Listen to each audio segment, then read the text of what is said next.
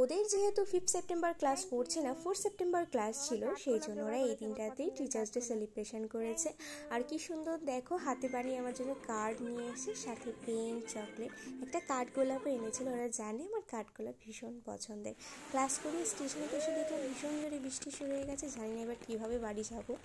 তো চলো, বাড়িও তো চলে এলাম। এসে দেখি মা নেই, মনটা তো একটু খারাপ।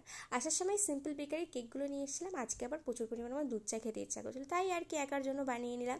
আর আমার যত তোমরা মেকআপ রিলেটেড ভিডিও দেখো, সব কিন্তু আমি আমার ঘরের এই কোণটাতেই করে থাকি। আজকে আমার ওই ফুলের প্রিয় বুকেটা ফেলে দিতে হচ্ছে। আমার যে ফুল ফেলতে কী পরিমাণে কষ্ট হয় তোমাদেরকে আমি বলে বোঝাতে পারবো না।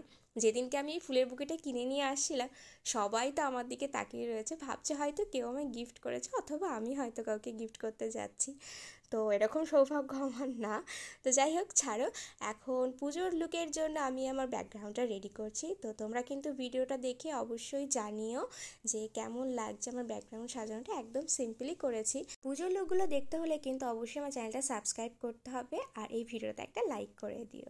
তো সাজানোটা কেমন লাগলো সেটা কিন্তু জানাতে একদমই ভুলো না। আজ তবে আসি, আজ এই অবধি, টাটা।